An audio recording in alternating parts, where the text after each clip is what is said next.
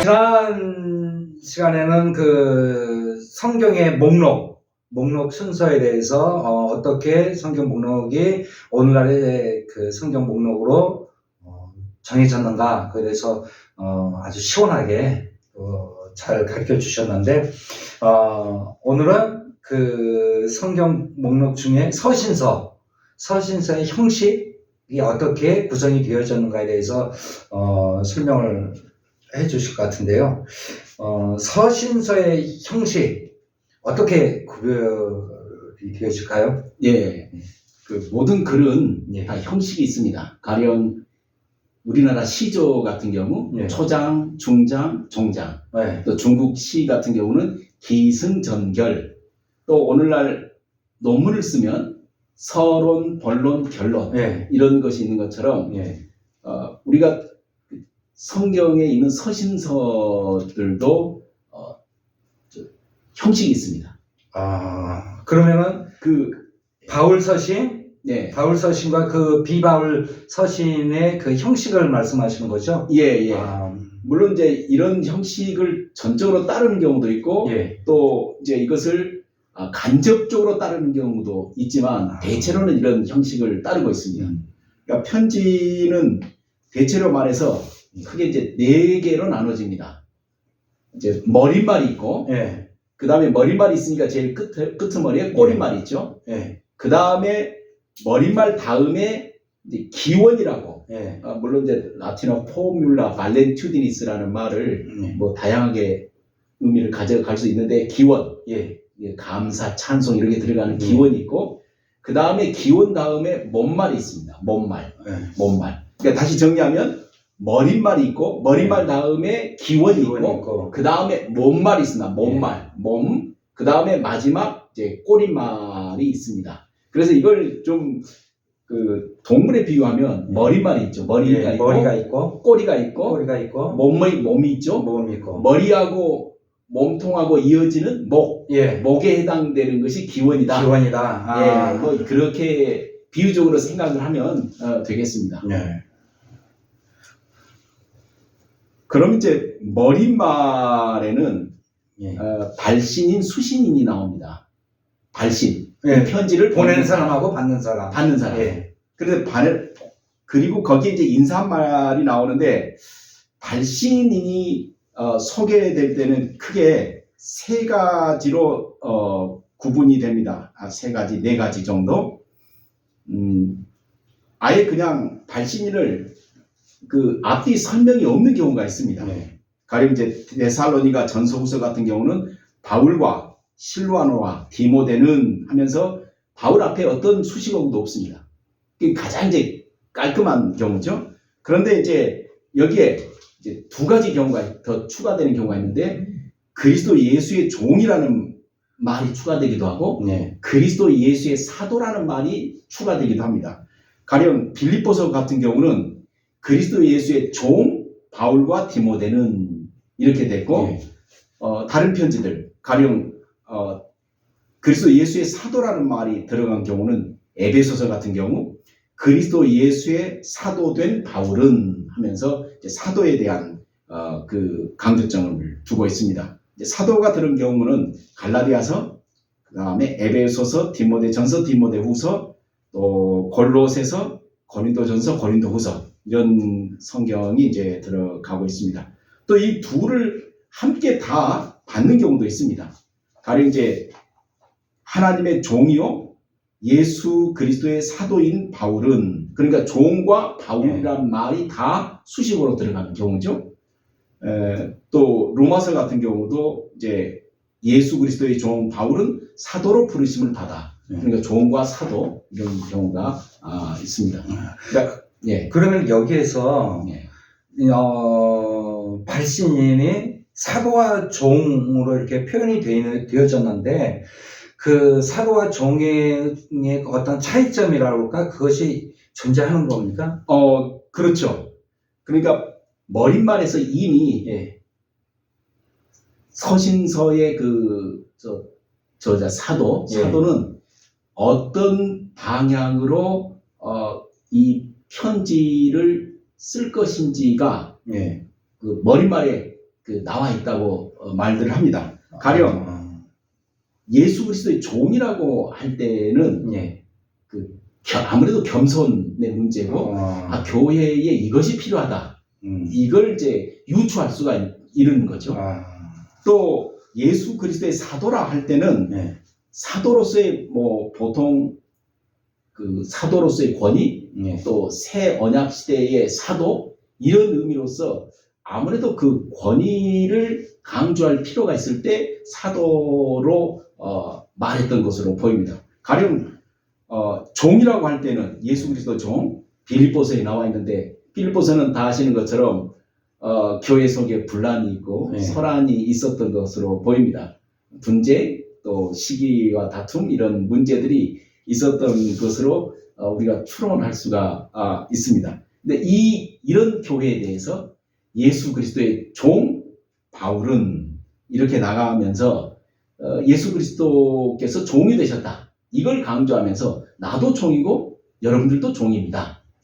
그래서 빌립보서 같은 경우는 2장에 너희 안에 이 마음을 품으라 곧 그리스도 예수의 마음이니 하면서 예수님의 낮아지심을 이야기를 해서 앞에 머릿말에 나와 있는 종이라는 그 말이 본론의 흐름과 일맥상통한 면을 미리 보여주고 있다라고 말할 수 있습니다. 그러면은 그 서신에서 사도라 표현했을 때는 예. 어떤 권위적인 힘을 가지고 예. 일관된 방향성을 제시하기 위해서는 사도라는 표현을 쓰고 예. 그 다음에 종이라고 하는 표현은 어떤 그 교회 내에서의 필요성이라든가 아니면 어떤 종으로서 섬김의 모습이라든가 아니면 겸손의 이런 모습 그런 것이 필요할 때는 종이라는 표현을 써서 편지를 보낸 거네요. 예. 자기 자신을 그렇게 강조한 겁니다. 이제 갈라디아서 같은 경우는 이제 그 사도라고 이야기를 하고 있죠. 예. 이것은 복음, 뭐 사람에게서 나온 것도 아니다.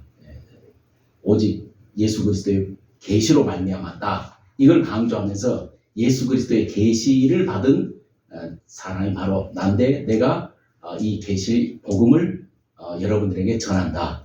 다른 복음을 받아들이지 마라. 이럴 때는 권위가 필요한 것으로 보입니다. 그때 갈라디아서 같은 경우는 바울이 사도로 자기 자신을 그렇게 이야기를 하고 있습니다. 권위를 강조해야 될 곳에는 사도라 표현을 하고 예. 섬김, 뭐 낮아짐, 겸손을 이야기할 때는 종이라 표현을 하고 예, 대체로 이제 그런 것과 이제 좀 일관성이 있다고 봅니다. 그 다음에 이제 수신자에 대해서도 또 추가적인 부분이 있는데요. 어느 때는 교회라고 하고, 어느 때는 이제 성도라고 하고, 어느 때는 이제 교회와 성도 둘을 다 쓰는 경우도 있습니다. 갈라디아에 있는 갈라디아서 같은 경우는 갈라디아 여러 교회들에게 갈라디아는 도시가 아니라 주입니다. 우리로 말하면 도입니다. 도. 그러니까 갈라디아에 있는 여러 교회들, 그 도에 여러 교회들이 있으니까 여러 교회들이라고 했고 데살로니가 인의 교회 이렇게 했는데 나머지 이제 로마서라든가 이제 에베소서, 골로새서 이런 경우는 이제 성도라고 이제 이야기를 이제 하고 있습니다. 그래서 로마에 있어 하나님의 사랑을 입고 성도로 부르심을 입은 자에게 편지한다. 로마서에 나와 있습니다. 여기는 이제 성도라고 하고 있습니다. 그런 이제 교회와 성도의 그 큰 차이는 뚜렷하게 뭐 잘 느껴지지가 않습니다. 어느 때는 이제 교회라고 하고 어느 때는 이제 성도라고 그렇게 한 것 같습니다. 물론 또 이 둘을 합쳐가지고 교회와 성도 이걸 다 함께 붙여서 하는 경우도 있습니다. 가령 고린도전서, 고린도후서 같은 경우는 고린도에 있어 하나님의 교회 곧 그리스도 예수 안에서 거룩하여지고 성도라 부름을 입은 자들과 또 각처에서 우리 주 곧 저희와 우리 주 대신 예수 그리스도의 이름을 부르는 모든 자에게 그래서 이 교회와 성도가 동시에 이제 나오고 있습니다. 여기서 이제 중요한 것은 교회를 쓰든지 성도를 쓰든지 성도 앞에 어떤 말을 더 덧붙이느냐 하는 것이 중요해 보이는데 그 고린도 전서 같은 경우는 고린도에 있어 하나님의 교회 곧 그리스도 예수 안에서 거룩하여지고 성도라 부르심을 입은 자라고 이제 말을 하고 있습니다. 이 세상이 다 하나님의 교회죠. 본론적으로. 그런데 이 말은 하나님의 여러분들은 고린도 교인들은 하나님의 교회입니다. 그러니까 하나님의 교회답게 행동하고 해야 된다고 정체성을 보여주면서 그래서 그 교회를 이야기하면서 거룩하여지고 성도라 부름을 입은 그래서 이 하나님의 교회는 당연히 거룩한 교회의 모습을 띄어야 된다라고 하면서 그 교회 거룩이 중요한 문제임을 이 앞에 머리에서 시사를 해주고 있다고 그렇게 볼 수 있습니다. 그러면 여기 이제 그 성도라는 표현이 성경에 이제 들어가 있기 때문에 질문을 하나 좀 제가 항상 궁금하고 있었던 문제인데요. 교회에서 많은 사람들이 이제 표현하기에 요즘 같은 때는 뭐 교인 또는 성도, 뭐 신자 이런 표현들을 많이 좀 섞어서 쓰고 있는 것 같아요. 근데 저는 개인적으로 성도라는 표현을 쓰기를 좋아하거든요. 교인이라는 표현보다. 예를 들면 이제 불교 같은 경우는 불자라고 표현을 하더라고요. 그게 어떠한 뜻인가 하면은 부처님의 자녀. 그래서 불자라 이렇게 표현을 부른다고 하더라고요. 근데 천주교 같은 경우는 신자, 신을 믿는 자녀. 그래서 뭐 하나님의 자녀 이러한 표현을 하고 우리 기독교 개혁교회에서는 개신교? 개신교에서는 성도라 그런 표현을 하지 않습니까? 구별되어진다, 구별되어진 무리다 이런 표현을 가지고 하고 있는데 교인이라고 표현하는 게 더 좋겠습니까? 성도라고 표현하는 게 더 좋겠습니까? 그것은 이제 워낙 많이 의미가 알려져 있고 지금은 교회마다 쓰임새가 다르니까 그 교회마다 좀 차이가 있어서 별로 뭐 부르기에 따라서 다 괜찮을 것 같습니다. 사실 이제 그리스도인이라는 말, 초대교회에서 별로 많이 안 쓰인 단어인데 사도행전에 나오잖아요. 그런데 요즘 이제 그리스도인들이란 기독교인 이런 말들을 많이 쓰고 있어서 뭘 강조하느냐에 따라서 좀 달라지니까 그럼 교회에서 목사님의 그 방침이나 목사님의 목회 철학이 반영되어야 되지 않느냐. 교우라고도 하잖아요. 교우, 교인, 신자, 그다음에 성도, 또 이제 제자 훈련하는데 제자 다양하게 쓰이니까 뭘 강조하느냐에 따라서 의미가 달라지니까 거기에 따라 용어들을 쓰면 될 것 같아요. 저는 개인적으로 성도라는 표현을 제일 좋아하고 그렇게 쓰고 있습니다. 많이 참고하겠습니다. 감사합니다. 사랑스러운 제자 맞죠? 그 다음에 이제 머릿말에 다시 이제 머릿말을 하고 있는데 인사말에는 바울 서신 대부분은 은혜와 평강이라는 말로 다 쓰고 있습니다. 은혜와 평강. 그런데 디모데전서나 디모데 후서에서는 은혜와 평강에다 하나 더 추가가 됩니다. 은혜와 긍휼과 평강. 그 디모데 전서후서가 이렇게 나타나는데 아마도 이걸 이렇게 추론해 볼 수 있습니다. 목회자는 우리 성도들이 하나님의 긍휼하심을 받아야 된다고 생각하는데 바울은 어쩌면 하나님의 긍휼이 더 필요한 사람들은 목회자다. 그래서 은혜와 긍휼과 평강을 디모데에게 바울이 쓴 것으로. 성도들에게는 은혜와 평강이 필요하지만은 목회자들에게는 그 중에서도 긍휼함을 받는 것이 더 필요할 것 같아서 긍휼한 표현을 하나 더 추가한 그런 의미로 받아들이면 되겠습니다. 그 다음에 이제 아까 인사말에서 그 은혜와 평강이 어디서 나오느냐 할 때 데살로니가 전서 같은 경우는 아무 말도 없습니다. 데살로니가 후서는 하나님 아버지와 주 예수 그리스도 이렇게 있고 또 다른 로마서 같은 경우는 하나님 우리 아버지와 네. 주 예수 그리스도. 그래서 우리라는 말이 더 추가가 되기도 하고, 그 다음에 이제 디모데 전서 같은 경우는 하나님 아버지와 그리스도 예수 우리 주, 그리스도 예수 우리 주, 우리 주를 더하고, 또 디도서 같은 경우는 하나님 아버지와 그리스도 예수 우리 구주 이렇게 하고 있습니다. 그래서 하나님과 예수 그리스도 여기에 그 은혜가 오는 것으로, 은혜와 평강이 오는 것으로 그렇게 인사한 말을 하고 있습니다. 인사말 중에 어느 곳에서는 우리라는 표현을 들어가고 어느 곳에서는 또 주라고 표현하고 어느 곳에서는 또 구주라고 표현하는 것은 그때그때 그 상황에 따라서 좀 더 강조하기 위한 그런 인사말의 표현이라 이렇게 보면 되겠네요. 이제 여기까지가 이제 머리입니다. 예. 머리. 그러니까 머릿말에는 발신인, 수신인, 인사말이 이제 들어가는 거죠. 그다음 목에 해당되는 것이 이제 기원입니다. 사람의 목이 굉장히 중요한 것처럼 기원이 굉장히 중요합니다. 특히 바울 서신에서 기원은 이런 것이 기원의 내용에 들어 있습니다. 찬송, 감사, 기도. 그래서 이 세 가지가 다 들어가 있는 경우도 있고, 예를 들면 예배소서 같은 경우 이제 이 중에서 감사와 기도만 들어가 있는 경우들도 있습니다. 그래서 감사한다, 기도한다 이런 표현들이 에베소서 머리 그 말 이후에 기원에 이제 나와 있는데, 이 기원의 그 역할이 중요합니다. 기원은 뭘 하냐면 편지의 주제를 담고 있습니다. 기원 속에서 편지의 그 핵심적인 주제를 담고. 그렇죠.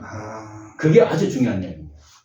그래서 편지의 주제를 기원이 담고 있어서 특히 바울 서신을 읽을 때 앞부분에서 감사한다, 뭐 기도한다 이럴 때는 이 여기 나와 있는 핵심어들 이런 나온 표현들이 바울 서신의 주제일 가능성을 놓고 상정하고 성경을 읽는 게 필요합니다.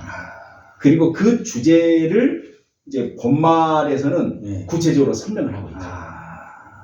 이건 바울 서신 그 편지를 연구하는 학자들 상당히 많은 수가 이걸 이제 그 강조하고 여기에 동조하고 있습니다. 그러면 그 바울 서신 중에 인사말 이후에 그 기원 속에 감사라는 어떤 표현이 들어갔다고 한다면은 그 이후에 성경 구절에서는 그 감사를 어떻게 해야 되는지, 무엇이 감사한 건지 그 구체적으로 설명이 덧붙여져 있다 이렇게 이해를 하면 되겠습니다. 특히 이제 감사합니다 하면서 무엇에 대해서 감사하는지 그 무엇을 제시하고 본말에서는 그 무엇에 대해서 구체적으로 설명을 하고 있다. 이렇게 이제 볼 수 있죠. 그러면 그러한 관점에서 성경을 읽게 되어지면은 성경을 좀 더 쉽게 바르게 이해할 수 있는 부분이 되겠네요.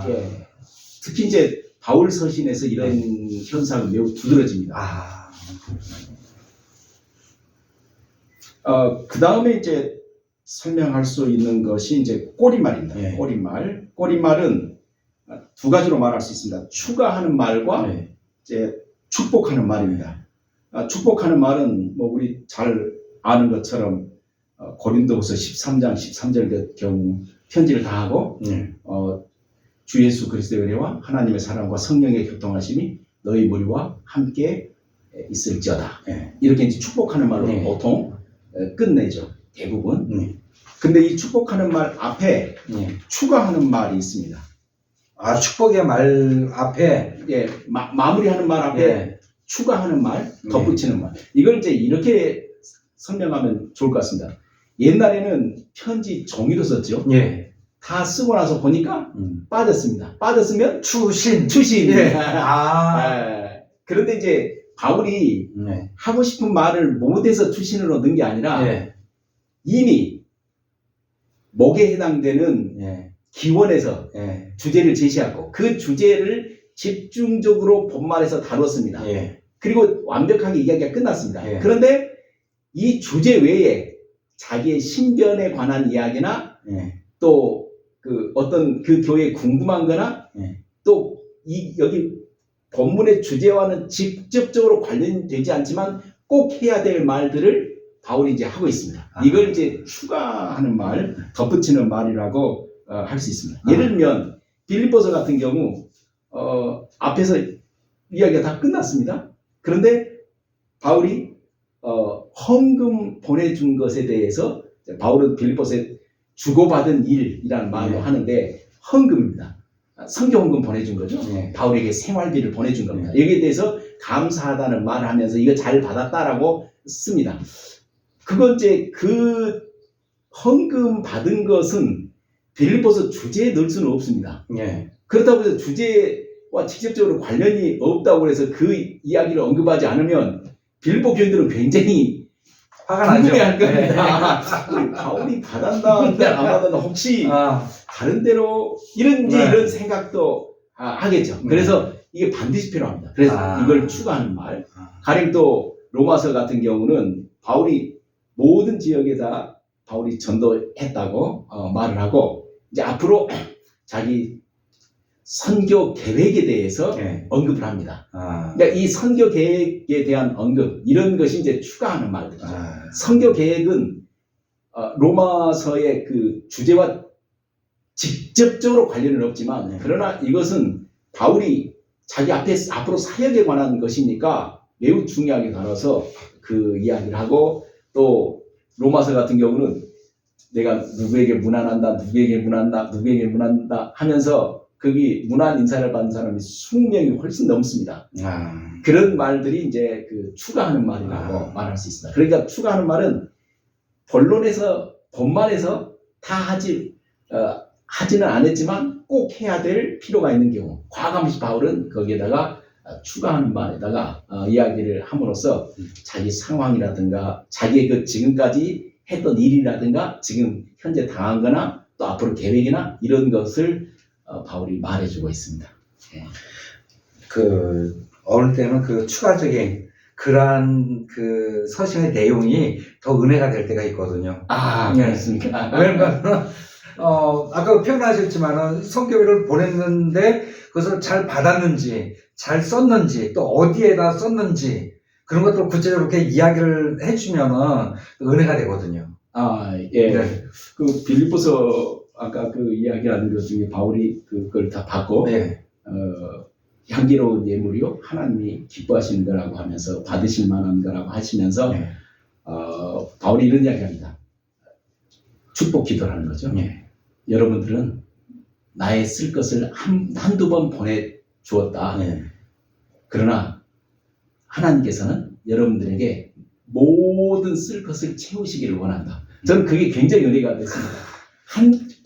빌립보 교회가 바울에게 선물을 보낸 것, 생활비를 보낸 것, 성경을 보낸 것은 한두 번 보냈다고 하는데 바울은 그걸 받고 모든 쓸 것을 채워주시기를 원한다. 참 감동스러운 이야기입니다.